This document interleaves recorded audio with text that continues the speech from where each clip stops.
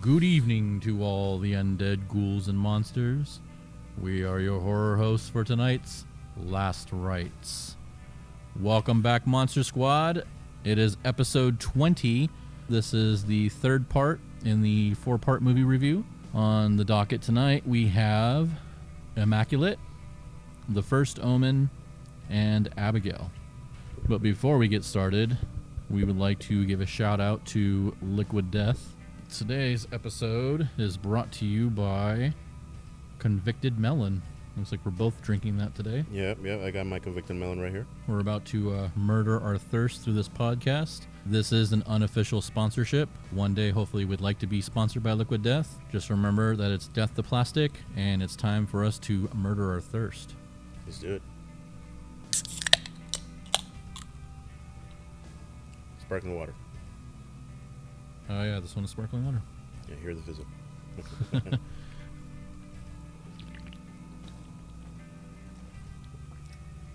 Oh, that's good. This is my first time having this one. Yeah, when I saw the can, it was red, and it said melon. I thought it was going to be watermelon, but it's more like a cantaloupe. Yeah, like a cantaloupe and a honeydew. Yeah. Yeah, I grew up on cantaloupe and honeydew, so it definitely brings me back. Great taste. I like it.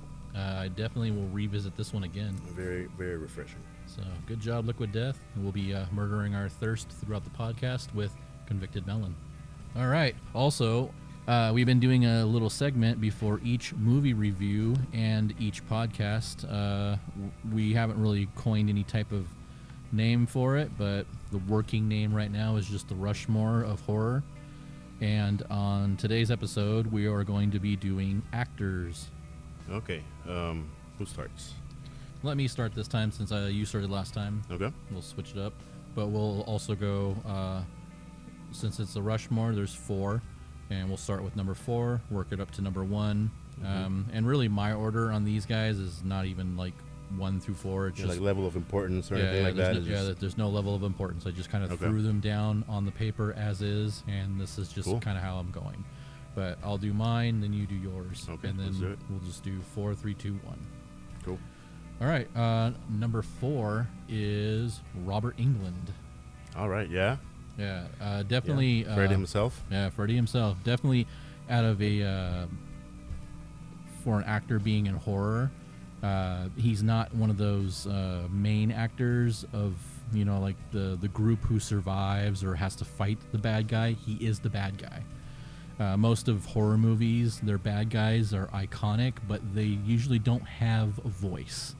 As to where Robert Englund, personifies Freddy 100%. He embodies him, mind, body, and soul, basically. Everything from, his dialogue, his facial expressions, even his iconic look. I just think out of all the horror icons, he made my list because he's so just iconic. I don't know. I lost my wording for what I had for him, but I chose him just because overall, like I think we talked about it in a past podcast with other actors portraying Freddy. He has something. There's something there that just is just right. And and for the multiple Nightmare on Elm Street movies plus the Freddy vs. Jason, he just, I think hands down is probably one of the best horror actors out there. Hardest working one too. Yeah. Classic look on him. Like, yeah, even if you see him like just in his civvies, you're like, that's Freddy, okay? Yeah. It's crazy like how they really incorporated the makeup to still keep kind of his features. Yeah, so you could look, because those expressions that he uses for Freddy, the facial expressions that what now they're calling it face acting, or like even the eye acting that he performs. Yeah, I mean, it's all him. Yeah. Even so, he was in this little movie. I don't know if anybody else has seen it, but I love it, and I don't care what anybody else says about it. Adventures of Ford Fairlane. Andrew Dice Clay. He plays one of the bad guys in it, kind of like a hitman, but like every facial feature that he portrayed in that movie while he was acting with Andrew Dice Clay, I mean, you can see Freddy in everything that he does. Yeah. And it's crazy. I mean, minus the burnt face, like you see Freddy. Yeah, absolutely. I haven't seen that movie, but I'll put it on the docket. Yeah, totally funny. I loved it. All right. All right, I'll check it out. Cool. All right, so what's your number 4? I got Devon Sawa. Oh, nice. He has become sort of horror alumni, right? He's done a bunch of like horror themed, even the campiest, like Casper, where he was Casper at the end. Idle Hands is another one that comes to mind. I think Casper would be like his first, wouldn't it? I think that was his first. Because he was young in that one. Yeah, they were both kids, him and Christina Ricci. Yeah. But he made himself a name in like these, horror or horror-esque films. Like Idle Hands is almost more of a comedy than a horror film, but still has those horror elements. Yeah. And we've been watching him in the series Chucky. Yep. And he got cast for something else. Was it a project related to Crystal Lake or something like that? I think. I can't remember what his latest casting was, but it was something. It's another horror. Yeah, well, we'll have to look it up and then let you guys thing. know. Unless you guys know, let us know in the comments. But I've been following his career for a while, and he's a good actor for those type of things. I really got into him with the Final Destination, and Yes. after that, I kind of he fell off the chart, to me at least. It wasn't until he was out of the limelight for a little bit. Yeah. It wasn't until the Chucky series when I was like, oh shit, I totally remember this guy. And then I started revisiting his old catalog of stuff, and then also saw some things that he was in most recently, especially like the movie that if you all don't know, Fred Durst from Limp Bizkit directed this movie called, I want to say it's Fanatic, but it's got John Travolta plays I don't know if he's special needs or if he's just like a high functioning autistic person, and Devon Sawa is he's just playing an actor in Hollywood that is like an action star, and it's like John Travolta's favorite character, and he's like trying everything to meet this guy, and I don't want to go into it too much, but yeah, it's a crazy movie, and if you haven't seen it, you should go see it. Rent it, find it, buy it, whatever. It's fucking dope. All right, yeah, we'll keep that one on the radar. Who's your number 3? My number 3 I have listed as Peter Cushing. Okay. So Peter Cushing, obviously, I'm a huge Star Wars fan. I think as you are. Yeah. Grand Moff Tarkin. But before that, he was in a little series known as Hammer and played Van Helsing. I think he was throughout the series, he played Van Helsing the most. Yeah. Throughout the entire series. Yeah, he just there's something about him. He just has that crazy he has this presence. There it is. He has this crazy presence about him. He's not you don't see him as the bad guy very often in the horror movies, but as Van Helsing, he's got this commanding presence. You're just like, damn, this guy's about to kill some fucking vampires. Yeah. I think is he British? He's British, right? Yeah, he's British. Those classically trained actors, his deliveries of the lines, it's just pristine. Every time he speaks is you don't have trouble understanding what he's saying. Everything's very clear, everything's very direct, everything's very, like you said, present. So yeah, Peter Cushing is a good choice. Yeah. And if you haven't seen any of the Hammer films, yes, definitely check those out. Awesome movies, especially if you all know I love Dracula and I love Dracula lore, so a lot of these follow that, so definitely check those out. All right, well, following that, I see you're Peter Cushing, and I raise you Christopher Lee. Son of a bitch. A contemporary of Peter Cushing, the same movies. Also another classic actor, classically trained actor. Again, just his voice, especially Christopher Lee's voice, especially as he got older, his voice just became more and more deep, and he had a lot of bass in it, and very, very pronounced. Absolutely amazing voice, and scary even sometimes. Like he could use it to like it was ominous. Well, at some point. a fun fact is that he recorded a heavy metal album. Really? Yeah, like a few years before he died. Uh-huh. I want to say it was like either right after the Lord of the Rings or during the Lord of the Rings. Yeah. Did a full on like heavy That metal makes album. sense. Yeah, That makes sense. and I was just like, man, this guy's fucking awesome. Like, he can do no wrong. Yeah, absolutely. So Christopher Lee, always gonna be in that Mount Rushmore. Yeah, so I don't really can't. I mean, that's how I follow. I follow up with my number 2 is Christopher Lee. So Yeah. it's, Okay. yeah, same thing. In the Hammer series, he is the gentleman who plays Dracula the most, Yeah. and his Dracula is really good. Dracula's amazing. Yeah, guess I won't go any further on him, but yeah, really cool guy. Definitely has been around, and he's done a lot of stuff. And I totally see that if like Cushing and Vincent Price, like if they were around, I totally would have seen them in Lord of the Rings. Oh yeah. Yeah, 'cause it just seemed like something that they would have done, because he obviously wanted to do it. Yeah, Yeah. If you watch those old Dracula movies, they play off each other really, really well. Like they made a really good duo, I would say. yeah. There's actually more. It's was it those two, Peter Lorre and I want to say Carradine. John Carradine was the other one, and then fun fact, what's his face? Alfred, the guy who played Alfred in the Batman, Right. the Michael Keaton Batmans or the Danny Elfman Batmans. Goff. Michael Goff. This guy. Oh yeah, it is Michael. Yeah, yep, played Alfred. But yeah, it was those 5 guys that made up a lot of the Hammer movies. Yeah. And also did a lot of British television and series movies together. Yeah. The Brits don't mess around when it comes to acting. I mean, from the guys that brought us Shakespeare, right? So, yeah. Yeah, and they obviously knew it because they had these guys, and they're like, man, we got a good thing going with these guys, so we need to revolve movies around them. Yeah. Really, really good talent. Those guys. All right, so moving on, Lee for 3 for you, Lee for 2 for me. Who's your number 2?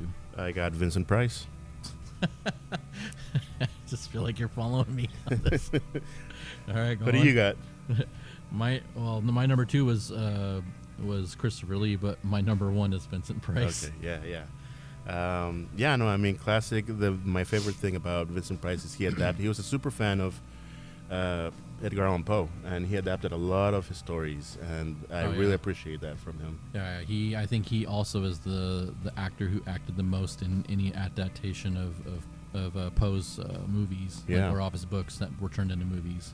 Yeah, he did super bang on job doing those, and he just became another classic, Yeah. Yeah, that's I mean, like I said, there's no order of importance, but he's my number 1, Vincent Price. Mm-hmm. And yeah, he's just, he's another actor who had commanded that presence, had something about him that was just very dynamic on film. Even though some of those movies were B movies, but like watching him in it, I mean, it wouldn't have been a movie without him in it. I think if they would have had any other actor portraying his characters that he played, it just wouldn't have worked. Yeah, I think, wasn't it his last movie Edward Scissorhands? Yeah. It was, right? Yeah. So he put out Edward Scissorhands, and I think it was like 3 years later he died, and then like literally a year after Edward Scissorhands came out, he got divorced. Like I saw that him and his last wife, they divorced in 91. Scissorhands came out in 90. He divorced in 91 and then passed away in 93. Weird time to Yeah. I thought that was super. I mean, obviously they must have had reasons why they were divorcing, but it's kind of just super fucked up. Like he gets divorced and then like 2 years later he passes away. Yeah, after almost 20 years of marriage. Wow. Yeah. Okay. I got my number 1 or my last entry, Bela Lugosi. Bela Lugosi. Oh. Yeah, Bela. He even has his own song. By Bauhaus. Yep. And I mean, what can I say? Classic Dracula, and just a super cool, crazy guy. If you've ever seen the movie Ed Wood, from what I hear, it was fairly accurate, the portrayal.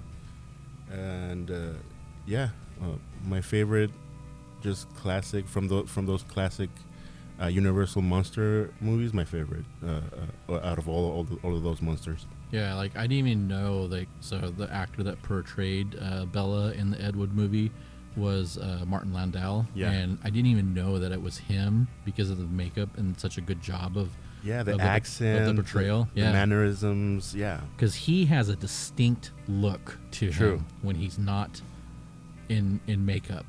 Yeah, he did a phenomenal job of portraying Bela Lugosi. Yeah. It's just super cool. Yeah, but yeah, Bella.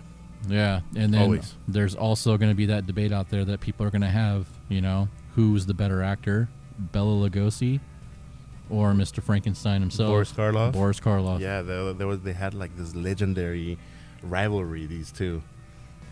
Like I said, for me it's Bella, but yeah, you pick your pick. Yeah, no, I'm Team Bella all the way. Yeah. Cool. Well, that's our Mount Rushmore for the actors.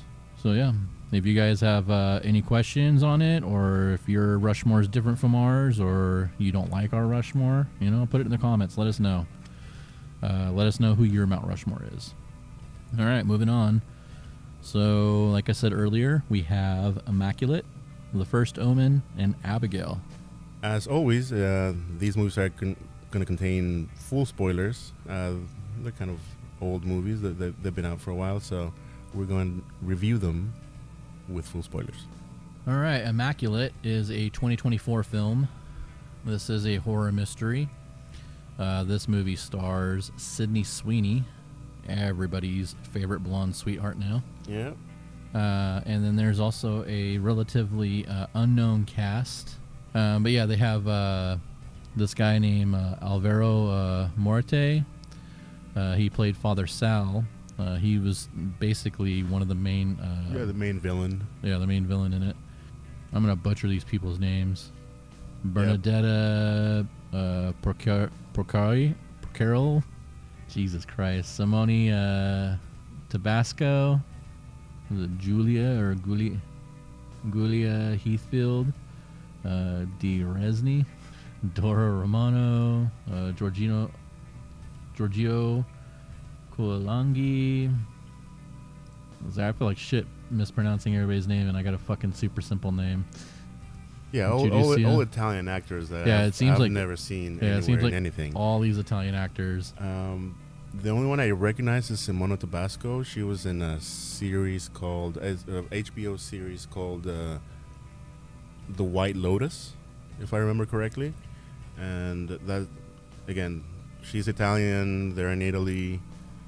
I think Benedetta Porcaroli had a star role in a movie called Amanda that I've never seen. I think I'll talk about this right off the bat. Sydney Sweeney is literally the only actress that I recognize, and I think everybody else is kind of like relatively unknown, at least for American audiences. And I think they did that on purpose, because in the movie, Sydney Sweeney's character, Cecilia, feels very alienated from everything, from the thing that where she doesn't really understand Italian, and I guess neither do we. Just like the cultural differences and things like this, like just the nuances in between cultures. I think you're supposed to feel like a fish out of water, same as she does. So the fact that the only person or audiences in America, I suppose, the only face that you recognize is Sydney's face, sort of lends to the whole vibe, the whole feel of the uneasiness that the character feels throughout the movie, right?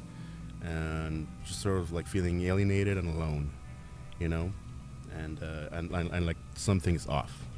Yeah. Right. So I think that might have played a big decision in choosing the rest of the cast being just like this relatively unknown people.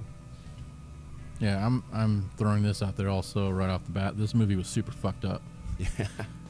Just the whole. Yeah.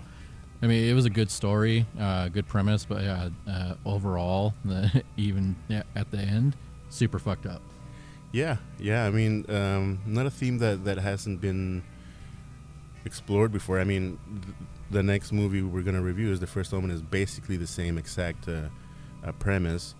It reminds me of like Rosemary's Baby or another movie called Possession that with Isabella Gianni that sort of explores sort of kind of the same things about the second coming of Christ, but through the demonic lens, the mark of the beast, and all of these things that we're going to talk about. And this one's less of Mark of the Beast and trying to regenerate or rebirth Christ. Yeah. So, right. So, like Father Sal, we find out in the film, worked as some kind of like geneticist. Yeah, he has like a geneticist background, like a scientific background, which is kind of like weird in one of these. They're calling it religious horror, or well, for this one it's Catholic horror, but it's kind of outside that box. You know, the priest is also a scientist. Like, okay, interesting. Yeah, and then he like found God all of a sudden and decided that he was going to be, the one who brings Christ back. So yeah, we find out that the abbey that they're at, I don't know if it's an abbey, church. Yeah, I place. suppose an abbey. That's yeah. Yeah, I guess that's right. So the abbey that they're at, no one knows, but they have one of the spikes that had crucified Christ. Right. That's how they get his DNA. Yeah, that's how they have his DNA. So, Mr. Geneticist here thinks that, well, I could take this blood or this, DNA sample and recreate, Christ. And we find out towards the end of the movie that you could see this laboratory where they've tried and tried and tried again. Never takes. Yeah, it never takes. All these fucking mutant babies that just did not work out. They're like in jars. It's just crazy looking. You're just like, what the fuck? Yeah. Those special effects were really well made. It was pretty cool to see all the different like deformations and stuff like that. Sort of like. It really reminded me of Alien Resurrection, like with all the different Ripley. Not Riley. Yeah, all the different Ripleys, like the Ripley clones. Yeah. Like when I saw the jars, I was like, oh shit. Because when I saw that movie, that was the first thing that hit me was like, oh shit, that's fucking horrible. The canisters are cool with like the face huggers in them and all that. Yeah. But yeah, this one or reminds me of like those freak shows, right? Back in the day, like in the 20s or like the turn of the century circus acts where they would have like the different monsters in jars and things like that. Yeah, so she basically is taking her vow at this place in Italy, this abbey, to go into full-on nunhood. She has like an episode or something like that, and they do like some blood work on her or something like that, and then like they fucking bring her in this room and they like question the shit out of her, asking her if she's like pure still. And she's like, yeah, I'm still, I haven't had any relations with them. And they're like, are you sure? Yeah, because they do like a what do they call that? An ultrasound, and she's pregnant, right? Yeah, but that's after the questioning. Right, and she doesn't know, and she come to find out. Well, first what they do is they canonize her, right? They canonize her and they make her like this virgin. They do like this whole thing where like she's a virgin. And they're really taking care of her. There's this one scene where she's taking a bath, and one of the other nuns tries to drown her because she thought she was going to be the one, and she wanted to be the one that was the virgin who gives birth or whatever. Yeah, she was like super fucking jealous that she wanted to be the Christ bearer.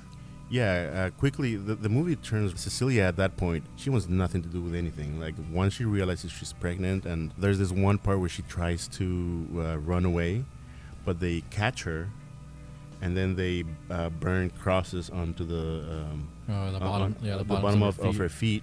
Not only so that she doesn't try to escape again, although, I mean, I guess you could, but the point is, don't run away anymore, and we're gonna have to like purify you from your sin. So a lot of like confinement, a lot of trying to keep her down, right?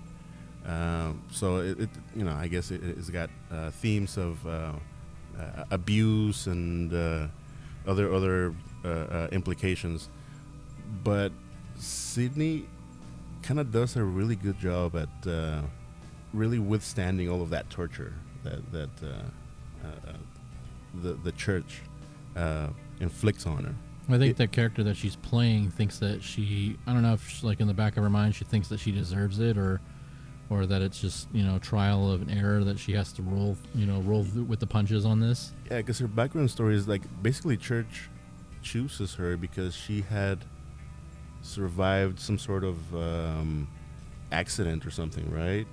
She's a survivor of an accident of some sort. She had there was a drowning. She basically drowned. Right, that's why the drowning thing becomes a thing later.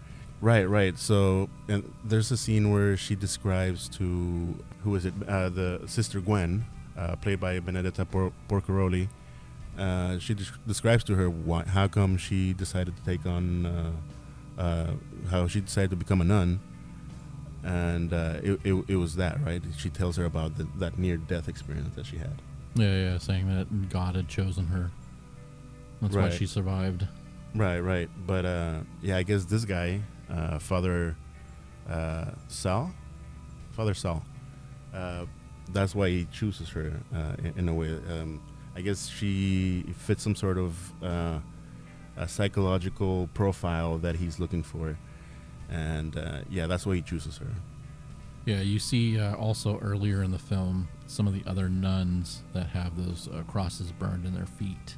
Right. So this abbey really is like a sanctuary for like older nuns or nuns who are basically on their way out, or have like terminal like diseases and things like that. So we want to spend like the latter parts of their life being taken care of and having these new nuns, look over them.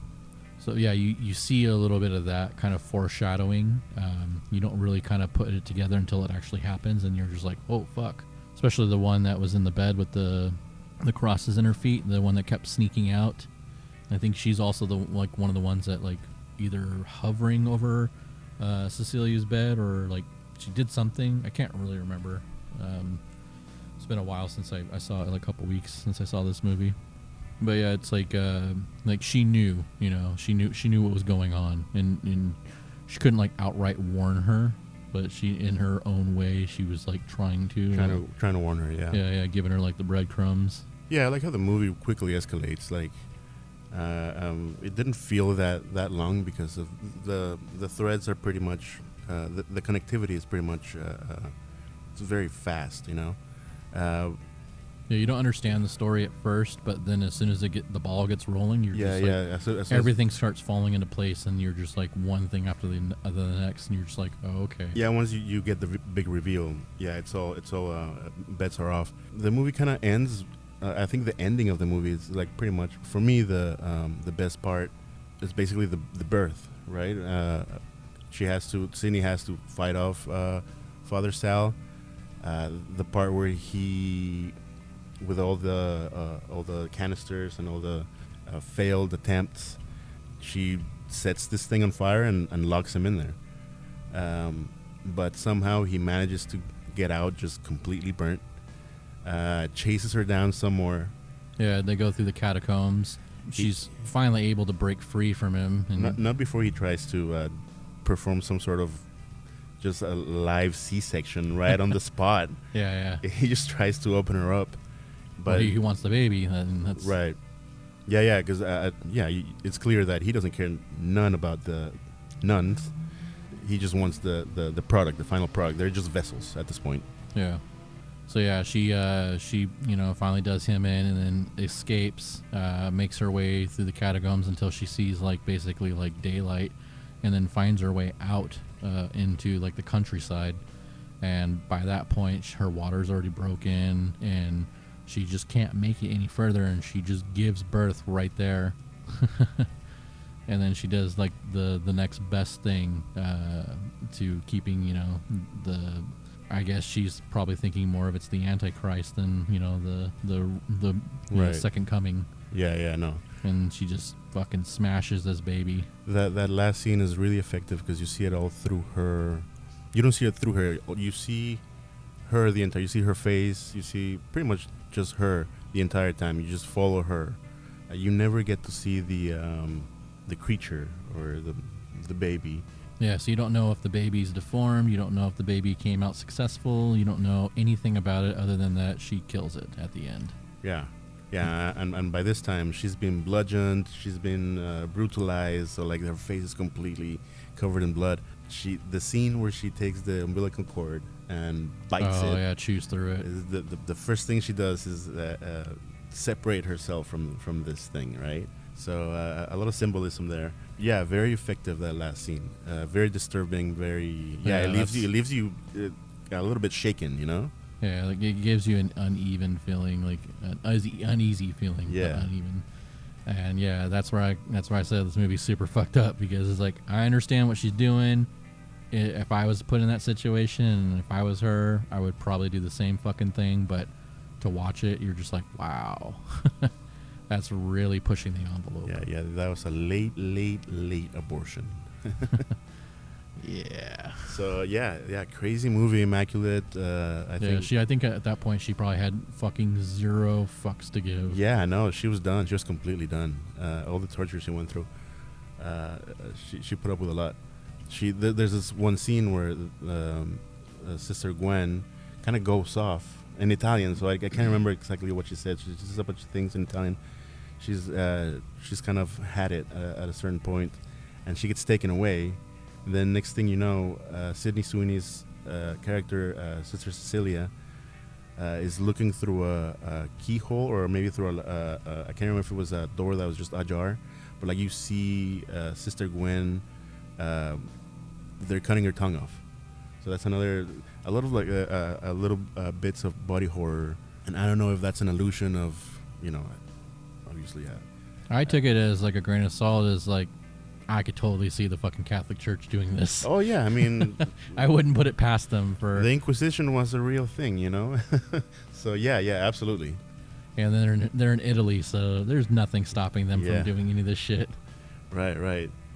Yeah, so disturbing movie, really good acting on part of the cast, especially Sydney Sweeney, since we pretty much see the entire movie through her perspective. It's just the camera just follows her at all times. I don't think there's that many frames that don't include her. Yeah, it's very limited. Yeah. So she pretty much carried the movie. Yeah, she did a great job the entire job. time. Yeah, I applaud her. What'd you give it? I liked it quite a bit. I give it 3 stabs. So right in the middle. Yeah. I'm on the fence of either 4 or 3.5. I guess I'll say 3.5. 3.5, okay. Yeah. Even though the story, was, as soon as it got rolling, there was no room or anticipation. It just went right into it, which was good. There was no waiting. There was no build up. There was no, filler or anything like that. But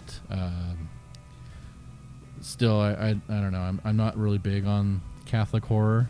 Yeah, it's growing on me ever since the Nun movies and. Yeah, I guess it's growing on me too, because I'm watching them now, and I'm seeing more and more, and they're putting more and more out there. But yeah, they are. Still 3.5. There's some things that could have been better about it, but I think overall it was pretty well done. Definitely. I do applaud that they had a lot of, like, at least here in the States, a lot of relatively unknown actors. You said you saw a couple of these other actors and other features, but like for me, Sydney was the only one that I know of. Yeah, and like I said, I think that played towards the character and to like really immerse yourself in that character. There were sentences where like they really played on her beauty. There was this older nun that sort of resented her a little bit. Like they played a little bit with themes of like youth versus old, or there's this one scene where the father he kind of, you could see him kind of lust after her a little bit.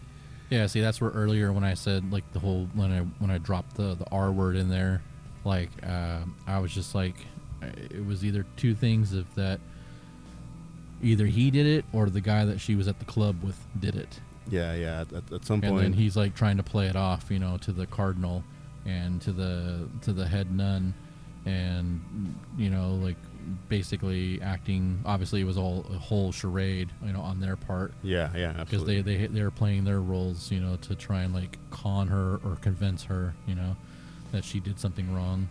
Yeah. But yeah, he was like definitely questionable. He was on my list. Yeah, a lot of interesting themes, especially surrounding somebody with Sydney Sweeney's, relatively well-known fame. All right. Well, that was Immaculate. Next up is The First Omen. And like you said, this is pretty similar to Immaculate. Yeah, almost the same thing. The coming of the Antichrist. This one is a direct prequel to The Omen, 1976, I believe, with Gregory Peck. Yeah, so basically, which you'll see like at the very end of the movie, and how they connected, right? Yeah. They connected the dots on that one, but how they placed the baby with that family, who obviously became the child that we came to know as Damien. Right. Yeah, for the Omen movie. As for like Immaculate is the second coming of Christ. This one is the coming of the Antichrist. Coming of the Antichrist, correct. And also fabricated, or not through science this time, but this time through supernatural means, which we'll get into. Really cool cast on this one. Actually, I do know quite a few of these actors. Not the main protagonist. Yeah, I've never the heard character of Margaret. I've never heard of her either. Yeah, played by Nell Tiger Free. No idea. And this one's a bit of a switch up, right? So in the first one, Immaculate, the only one I knew was Sydney Sweeney. In this one, I know a bunch of the other characters, the other actors, but the protagonist was the one that was unknown to me. Yeah, like the gentleman that plays Father Brennan, Ralph Ineson. Super cool actor. Yeah, in fact, you brought it up to me that he was the dad or the father in The Witch. I love that movie, and he was, for my money, one of his better works on the screen. Another actor with deep bass in his voice. Super crazy cool, deep bassy voice. I've seen him in a bunch of things. I recognize him a lot, and like I've seen him in Star Wars projects. I've seen him in, I think he was in Game of Thrones at some point. I mean, you just recognize the voice. Yeah. Most than anything. Bill Nye was in this as Cardinal Lawrence. Yes. And Another horror alumni. I mean, I remember him very fondly from being the stepdad for Simon Pegg's character in Shaun of the Dead. He was super cool. One of my favorite scenes is after he turns into a zombie, and they're playing super loud punk music in the car, and they realize he turned into a zombie, so they all get out of the car. And so now he's trapped in the car with this loud punk music, and the first thing he does is turn it the fuck off. It's amazing actor, this guy. I think I seem to remember him too from, wasn't he one of the main vampires in Underworld? Yeah. Yeah, right? Yeah. So yeah, for me, another horror alumni, which is funny because I've heard interviews for him. He says he doesn't care for horror movies. He's like, you guys pay to go get scared in a dark room. He's like, I don't get it. Yeah, but yet here he is in all these horror features. And doing an amazing job. Another actor I recognize is Charles Dance. He played Father Harris. Father Harris. I say Lannister because I most remember him from, he played Tywin Lannister in Game of Thrones, and he was like the scariest guy in Game of Thrones. Nice. But yeah, that first scene between Father Brennan and Father Harris, really cool entry for this first Omen movie. Yeah, I was really pleasantly surprised about how much I actually liked this movie. I was going into it kind of on the fence. Didn't think I was actually going to care for it, but like the movie went by so fast for me because I was so just involved and entwined with the story. I was just like, wow, this is crazy. And especially just coming off of watching Immaculate. I think I watched this one probably like a week later, and it just like stirred up everything from Immaculate again. But yeah, it's got its own take on it and different twists throughout the movie. But yeah, it's just super crazy, like all the things that happen and like how fucking scary like Sister Sylvia is, played by Sonia. Was it Barga? Sonia Braga. Yeah, Braga? super cool actress. I've always liked her work. Yeah, she's got a distinct look to her. Also, I mean, she looks scary as fuck just in normal life. Yeah, right. But yeah. Admittedly, I've never been a fan of the franchise. I'm a fan of the first movie, The Omen with Gregory Peck, but I never followed any of the sequels or the remake. The remake, I've been told, is particularly bad. I was told not to watch it. I don't know. I was never a fan of the Omen movies, although I really do like the first one. So yeah, too. I was not really excited about seeing this one, but for me, one of the very pleasant surprises of this year's horror movies. Another movie with another sister who like basically like kills herself or like gets herself in trouble enough to where she has to like, you know, inflict harm upon herself. The actress who plays Sister Angelica, like super creepy. She had some of the best jump scares. I think there was a few jump scares in the movie, and I'm not usually a fan of jump scares, but some of them were really effective, especially the one with Sister Angelica. That one got me. And I was like, oh, all right, this movie is not messing around. But yeah, overall, great movie, and I definitely love how they connected it at the end. And then also, I didn't know that Damien was a twin. Right. I think that's a new development, right? So in the stories, I guess it's always been a thing, but it's never been. Oh, really? Yeah. Okay. Like in the, I think the book adaptations, you find that out. I think I'd have to reread it where I saw it, but like when I was reading the synopsis and stuff for it before I watched it, I was just like, really? I did not know that. That's a new development. But then like I was reading through the Wikipedia, which take it with a grain of salt because anybody can edit Wikipedia. Right. That that Damien was a twin, and she ends up, you know, having the girl, like raising her. Yeah. So I'm wondering if they're actually going to continue with the franchise, because from what I understand, and I also read the Wikipedia a little bit, the later movies, Damien actually does ascend, because like at the end of the Omen, Gregory Peck's character dies and his wife dies and everybody dies. So he gets adopted by either president, I think it's the president, right? Yeah. And he gets adopted at the end by the president. So in the later movies, he ascends to the White House, and you know they fulfill that whole weird prophecy of like the Antichrist coming to the world as the leader of the free world and all of these things. Like I said, admittedly, I never followed up on The Omen, but I'm wondering if with the sister in play, will they come back for another installment of The Omen? Because at the end, I mean, spoilers, at the end, they survive. Margaret, who births Damien at the end, and also births the twin sister, they end up running away and living somewhere in a cabin somewhere. Yeah, along with Carlita. Carlita, who is basically they're both sisters, right? And Margaret and Carlita, they're sisters because they're both daughters of the devil, and so like two generations of the devil's spawn are living somewhere in a cabin. Well, three really. Yeah. And Father Brennan goes and finds them somehow to warn them that they're gonna be looking for you guys. And oh, by the way, your baby has a name. It's Damien with his voice. The way it ended was so cool. But I wonder if they're going to continue with that thread. Yeah, and just like Cecilia in Immaculate, where she, you know, got put through the fucking ringer, Margaret, the same thing. Oh, yeah. She got put through the ringer as well. And I swore that she was going to be dead at the end of the movie, like with all the shit that happened There's to her. a lot of really cool moments. But no, she ended up surviving. I was just like, holy fuck. That scene where she basically goes through a pregnancy in like 5 minutes, through like a 9-month pregnancy in like 5 minutes. That scene where like after they crash the car and she gets out of the car and it's a wreck, she does all those like contortments, and like it's almost like she's being possessed. Yeah, that was crazy to watch, like how rapid that was.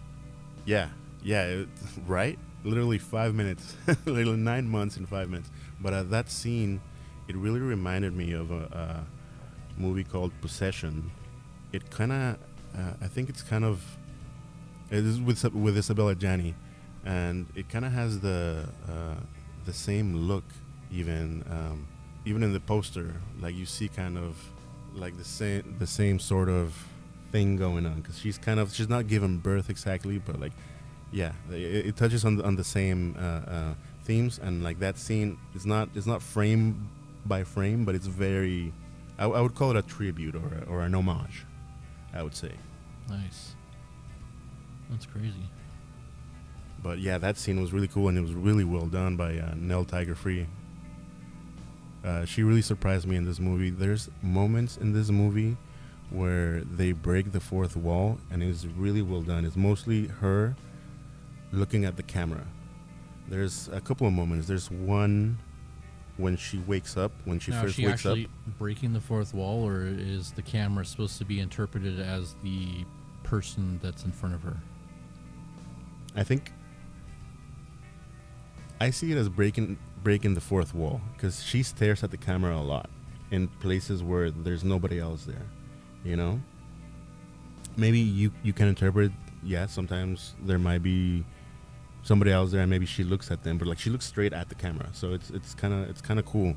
There's like that one jump scare with Sister Angelica when she comes out of the darkness, and like she's looking all just burned because she set herself on fire and all this, and the whole time when she's walking towards her, she is looking horrified, I assume, at her, but in the shot she's looking straight at you, and just like that look of horror that she's giving the camera, really well done.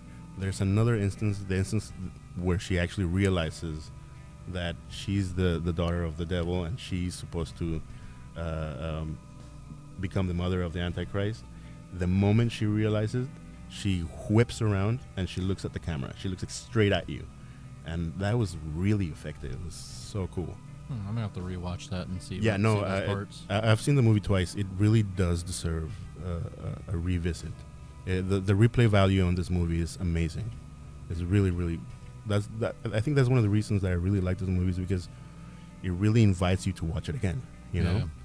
Yeah, because there's a lot of creepy parts that you don't really consider too much creepy, like with Cardinal Lawrence, Bill Nye's character, that he basically is grooming her. Yeah. From the beginning, and then gets her to, come over to this, I guess, also convent or abbey. We get to find out that Sonia Braga, Sister Sylvia, is the mom. Is her mom. That's insane. So like all these little threads. Yeah. Yeah. Super, super cool. So what'd you give this movie?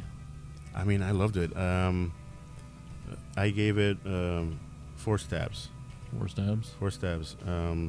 Not a perfect score, only because I don't know. I'm a little reticent about the whole franchise being a franchise. If it was more of an original movie, kind of like Immaculate, probably would have been a perfect score.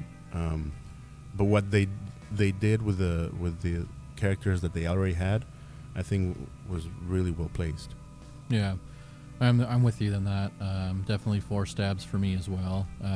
Just overall great movie, and I'm still, like I said, I love the tie-in to the original Omen, how they brought it together to make it full circle.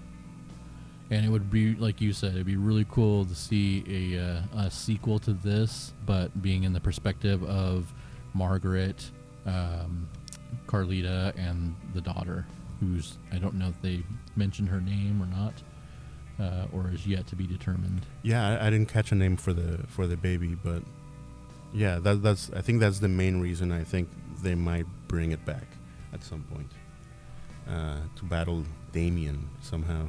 Another thing that I wanted to note about this movie is there's a lot of parallels, especially in the deaths. Obviously, the Sister Angelica, she hangs herself. She lights herself on fire, immolates herself right before jumping off and hanging herself, which is a direct comparison to the nanny, Damien's nanny, who says the famous line of this is all for you. It's all for you, Damien, and all that, and jumps off. So that's one. I saw another one in The Omen, there's a photographer. So like photographs play a lot of an important role in this movie as well. Spoilers for The Omen. If you haven't seen this 45-year-old, almost 50-year-old at this point movie, the photographer gets decapitated by a truck that crashes and is carrying windows, like these really big glass windows, and he gets decapitated by one. And so that's kind of a mirror to the scene where the guy who tricks her into being impregnated, I guess, by that representation of the devil, that they somehow, that's the one part I didn't understand. How do they have like that devil chained up in that dungeon? But anyway, that guy dies also by a truck splitting him in half. Yeah, and she's like trying to help him out from in front of the truck, but she ends up just taking his top half. Right. And like just guts spilling everywhere. And obviously he dies at that point. And also in The Omen, Father Brennan dies of impalement. There's like a thing, he's like at a church or at a building. There's like this big tube that falls and impales him. And so the first scene is Father Brennan sees Father Harris getting split by a piece of glass. It splits the back of his head. So it's kind of similar, almost a mirror to or an omen of how he was gonna die later. Yeah. So overall, very, very good attention to detail. You could tell the people who wrote it and executed, the actors themselves, were all coalesced really well to pay really good tribute to that original movie. Yeah, that's great. Great attention to detail on that. Yeah, so that's why I give it 4 stabs. Nice. What was your score? It's also 4 stabs. Also 4 stabs, yeah.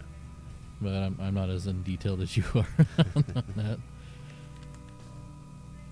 Yeah, definitely watch it again, man, because it deserves it. Super creepy, super well done movie. I was surprised too. I didn't think I was gonna like it, but I really did. Nice. All right. Let us know what you think about the first Omen.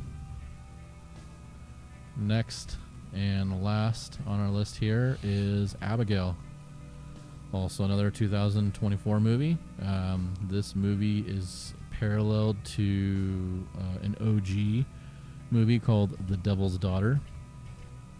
Mm-hmm. No, not The Devil's Daughter. Dracula's Daughter. Dracula's Daughter, yeah. But you don't really know that going in until like later.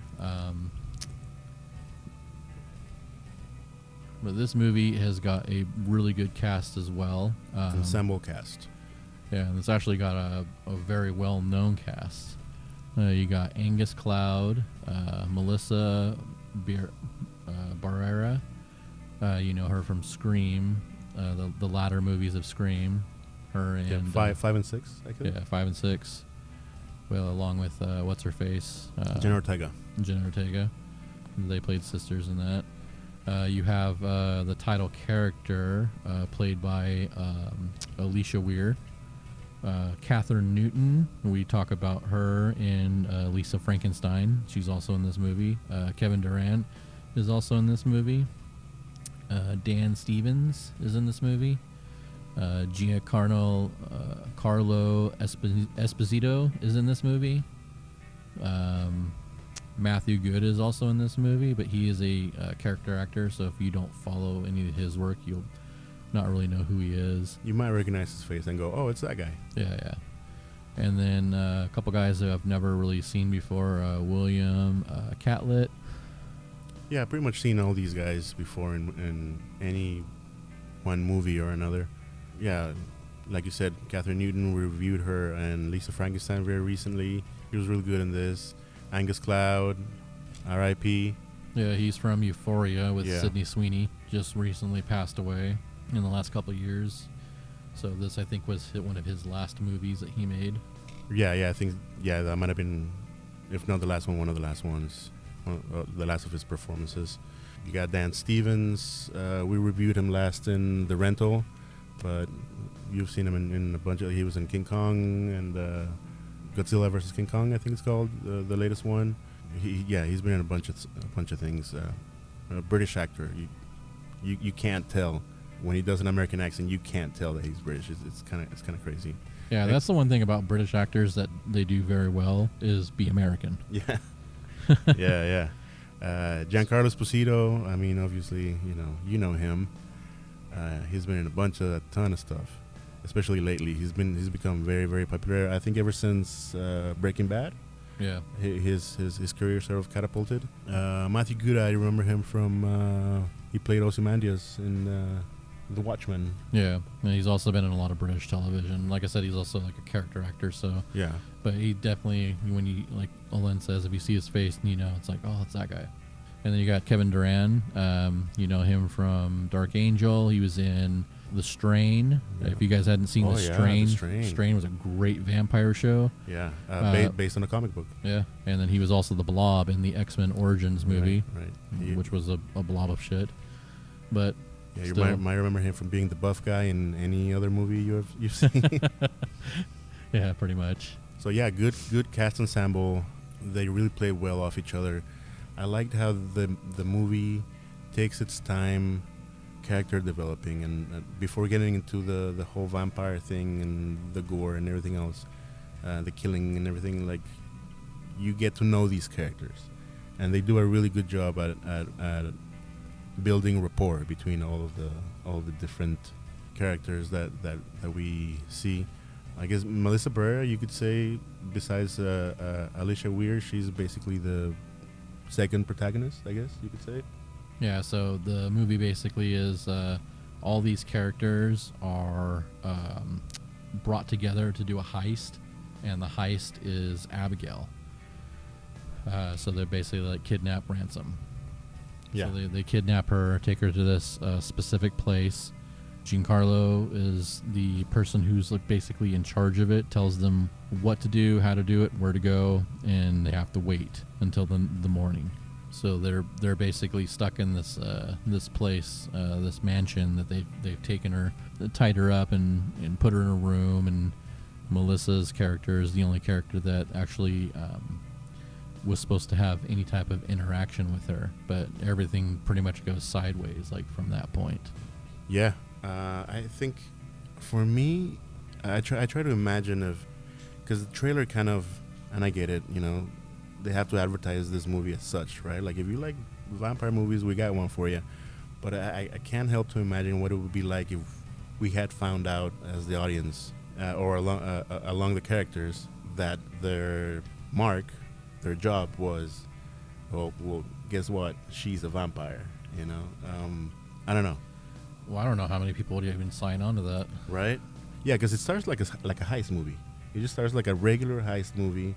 They do all the tropes with the heist movie. There's even like little moments between the characters, Angus Cloud and Catherine Newton, a little bit of a back and forth, will they, won't they type thing. So they I like that they do take their time with the characters. Yeah, the trailer is very misleading because I actually didn't know that it was going to be a heist movie, that they were kidnapping her. Right. I thought for some reason that these people ended up in this place where she was at. Yeah.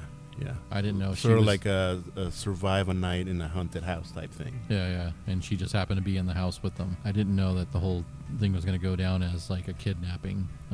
It was a lot more elaborate than that, I guess, at the end. And then you also find out that she's the one who orchestrated it. Right. Which is even like really crazy, but it obviously makes sense because of who she is and what she's trying to do. Yeah. I mean, she's a little girl, but technically she's way older than everybody else, right? Yeah. She just happens to be stuck in a little girl's body. So, and her father, whose name is Christophe Lazar, who's supposed to be this like crazy, infamous crime lord mob boss, actually is Dracula. Right. But it's only kind of hinted at that. You just kind of you have to put like 2 and 2 together to know that that's who it is. Yeah, very subtle how they do that. But yeah, the kills in it I thought were pretty cool, especially like certain parts of it seemed like they were about to turn on each other. Yeah, it starts kind of abruptly, right? The first one to go down is Dean, played by Angus Cloud, the way he dies off camera. So it's kind of abrupt because you find out because his head just falls off, and you realize, oh shit, he's being killed. Then it becomes a whodunit a little bit. For a little while, it's a okay, and the characters, like you said, they kind of seem like they're gonna turn on each other because nobody knows who the killer is, and everybody's a criminal, so nobody wants to back down, right? That's when it starts to escalate. Yeah, I guess that's like a possession. So she bites Catherine Newton's character, but through the bite, she doesn't kill her, but she makes her like her. Yeah, she turns like a. She doesn't turn into a. Does she turn into a vampire, or is it more like a ghoul? I think that's the word. She's like a ghoul, so she is kind of vampire-esque because you can see like the fangs and the teeth and stuff like that. She's reanimated, sort of. Yeah, but she's being used as almost like a puppet. So like she sees everything that Abigail sees is through the eyes of Sammy, who is Catherine Newton's character. And so like as she's making all these motions, you can see it's very marionette. So like the running and the hand movements, everything because it pans back and forth like from what she's doing to what Sammy's doing, and you can kind of see that she's using her like a puppet. Good point. Yeah. Now I see it now. Yeah. But she uses her to toy with the others. Yeah. Yeah, and a lot of their emotions start coming out, right? Yeah. And all these characters have all crazy backstories, and that's why they're into this like profession that they're into. Yeah, all of that starts coming out of the water and everything. And yeah, it's all being used against them. Yeah, the movie does really well at playing the because once they set up the characters, the character development kind of continues as they're dying off. So it's kind of cool how they did that. Yeah, and then it's just weird how like towards the end how Abigail and Joey's Melissa's character, I wouldn't say they became friends, but there was an understanding between the two that that yes, you helped me, so in return I will help you. Especially when her father finally shows up, because she's doing this in basically retaliation to her father not paying attention to her anymore, or not showing up for the things that she wants him to show up for, and basically not being a father to her. Yeah. For however many she's hundreds of lashing out, years. Yeah. And so when he finally shows up, he's just gonna kill Joey, and then Abigail is like, no, you can't, like, and really like has to convince him not to. Yeah, because the whole time her concern is she has a little brother or a son, I forget which one it was. A son, right? And the whole time she's doing it for her son, and then that's how they congeniate is through. That's how she humanizes herself to Abigail in that way, and Abigail just sort of latches onto that and realizes, okay, this person, even though I'm a vampire, this person's a good person, Yeah, they did that really well. The kills were pretty fun. Yeah. The kills were fun. Yeah, I thought they were pretty cool. And then definitely a couple of twists with Giancarlo, how he was a vampire. Yeah. And then what's his name? Dan Stevens' character Frank, how he like becomes a vampire like towards the end and becomes the new bad guy. And then it's just like all these different little things are adding on to the story, which I thought was pretty cool. He gets like all this power and he's just like, fuck this, I'm the man now. Yeah, I mean, every teenager's dream, if you ever liked vampires as a teenager, was becoming a vampire. Overall, a super fun romp of a vampire movie. I super liked it. I had a lot of fun with it, and like I said, the highlight of it was the ensemble cast really played off each other on this one. What would you give it? I actually gave it 4. I gave it 4 stabs because I thought it was super fun. Again, I'm a huge fan of vampires and vampire lore, even though this wasn't really a Dracula movie, but still, like, overall for a vampire movie, I thought it was pretty well done. Really cool, like, the little tricks, like I said, with her using Catherine Newton's character as a puppet to gain an advantage over the other characters. And the kills itself were super cool, like how they're all trapped in this house until morning. Yeah, it was just I thought that was overall pretty well done. What about you? 4 stabs, huh? Yeah. I got a little bit lower, 3.5. Not that much lower. I think I like the first Omen the best out of all three movies. But Abigail was super fun. It was just a fun movie. If I was out of these three movies, it would be first Omen, Abigail, and then Immaculate. Yeah. Is how I would rate it. Yeah, I think that's how I have it too. But yeah, definitely. If you guys haven't seen this, you should check it out. Real fun movie, super cool, great cast, great story. Just overall really well received. I'm not sure how it did on Rotten Tomatoes, but you can look it up.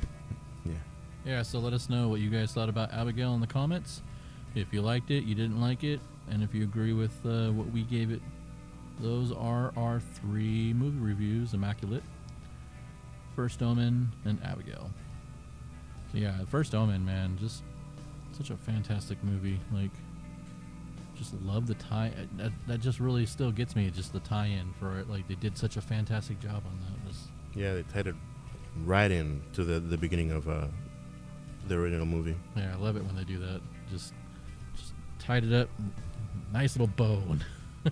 Yeah, and I feel like if you watch this one first, because I was watching with a friend and he'd never seen the Omen movies, and yeah, he was like, you know what, I kind of want to watch the next one. Well, chronologically the next one, but the old one. And I feel like that's probably a cool way to get introduced to the franchise if you've never seen anything in the Omen. This one's a good entry. Yeah, definitely seamless. Yeah, absolutely. That's a good word. Yeah. All right. Just before we go, did you want to talk about any of these trailers, or you just want to save that for the last episode, or? Trailer. I mean, I'm super pumped for Alien Romulus. I might go watch it right after this podcast recording. Oh wow.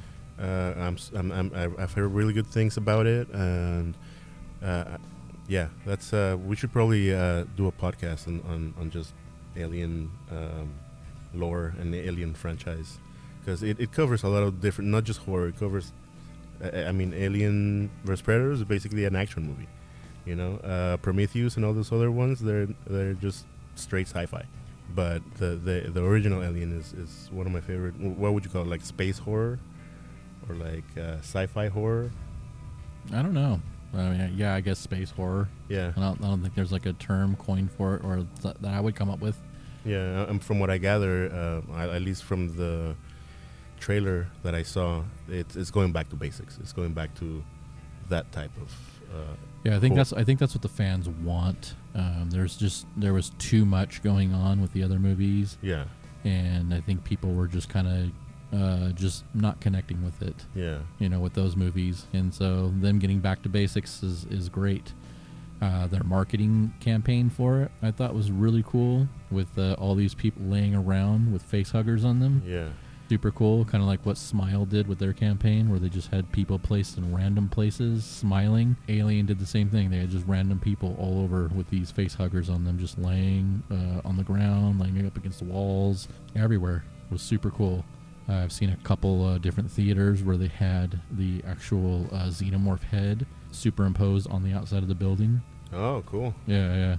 And then, like you said, with the popcorn bucket. Yeah, so something that's been happening for about a year or maybe 2 years is both AMC and Regal, in the area where we live, have been putting out like the specialty popcorn buckets and refillable soda cups, the theme of whatever movie, and then I've seen it with Dune. Dune had their own set, all of them. I think I got the one for Ghostbusters Frozen Empire, which was like a little the little catcher, the little, what do you call that, the little ghost catcher, the ghost trap. The ghost trap, yeah. And just doing really cool things with that. And I think it's a really good marketing campaign to put seats in butts, because it's not only the movie. I mean, obviously the movie matters. The popcorn bucket, you have to go to the movies and get it, right? So and this one for Alien Romulus, the popcorn buckets that they're putting out, they're giving me mad FOMO. Like I totally need one of these. AMC's putting out this big old xenomorph head that just opens on top of the head, and that's where the popcorn goes. And Regal's does this little canister with the face hugger on one side, but inside obviously the canister is empty, but that's where the popcorn goes, and it lights up green, like real lights. Oh, see, I would want that over the xenomorph head. That's the one I want. And I'm just like, man, I want either one of those two things so fucking bad. But also, more than that, I want to watch Alien Romulus. Yeah.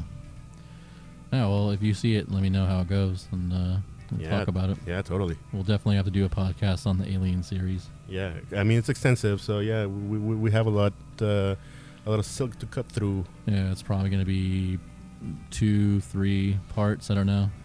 Yeah. Just depends on how we want to break it up, because it's probably going to be a lot of talking. Right.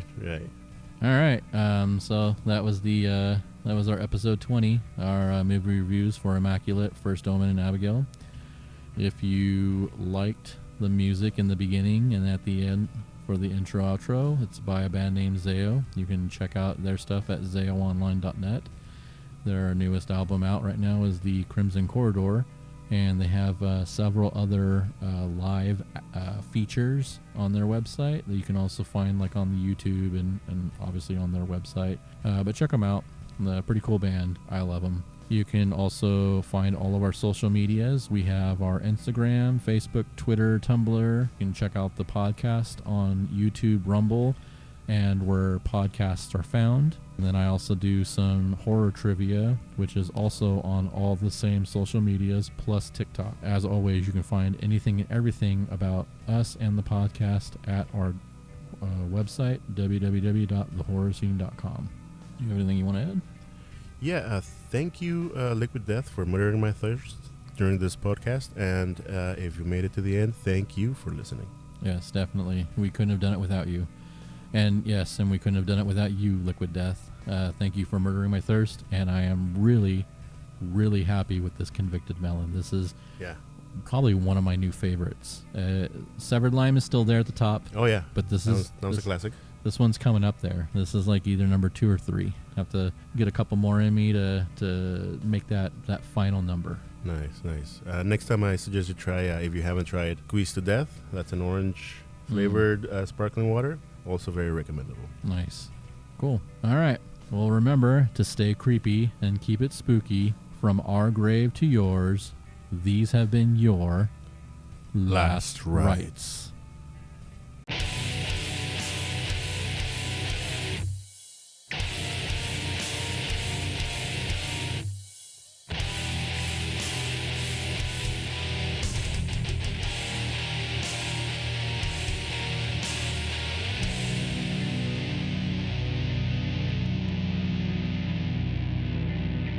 This is Last Rites.